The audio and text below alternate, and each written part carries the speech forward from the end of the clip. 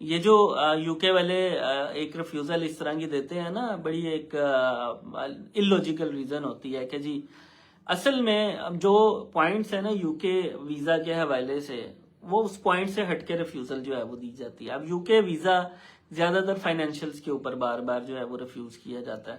جن کو دینا ہوتا ہے نا ان کے اکاؤنٹ میں جو مرضی کچھ ہو رہا ہو تو ان کو دے دیتے ہیں. جن کا نہیں دینا نا، جن کو ویزا، انہوں نے کوئی نہ کوئی فضول سی ریزن دینی ہے. لیکن ایک چیز یاد رکھیے گا، آپ کے لیے مینڈیٹری چیز کیا ہے ایز پر یو کے جو لا ہے نا ان پہ. یو کے لاز جو 4.2 4.6 جس پہ ویزا ریفیوز ہوتا ہے، ان کے مطابق آپ کے پاس اکاؤنٹ میں سفیشینٹ بیلنس ہونا چاہیے ٹریول کرنے کے لیے. کہیں پہ بھی یہ چیز مینشن نہیں ہوتی کہ ایکسپینس کم ہو زیادہ ہو، اتنی آپ کی ڈسکریشنری انکم ہو، آپ کے بچے اتنے یہاں پہ ہوں گے تو ان کا خرچہ کون. یہ ساری چیزیں نہیں آپ کو ایکسپلین کرنی پڑتی، لیکن پھر بھی لوگوں کو اس چیز پہ ریفیوزل دیا جاتا ہے.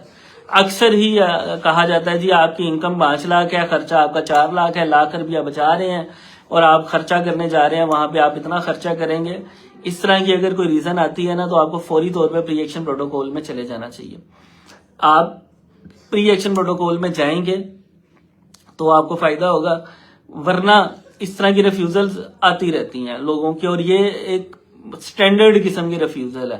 جب کسی کا کچھ بھی ان کو سمجھ نہیں آ رہا ہوتا نا کہ کیا ریفیوزل دیں، تو وہ ایکسپینسز کو اور سیونگز کو بیچ میں سے کرا کے ریفیوز کر دیتا ہے، اور یہ 99% لوگوں کا آتا ہے. اس لیے جن لوگوں کا بھی یو کے کا ان بیس پہ ویزا ریفیوز ہوتا ہے وہ فوری طور پہ پری ایکشن پروٹوکول کرے، اور 95% ان کا کیس اپرووڈ ہو جاتا ہے پری ایکشن پروٹوکول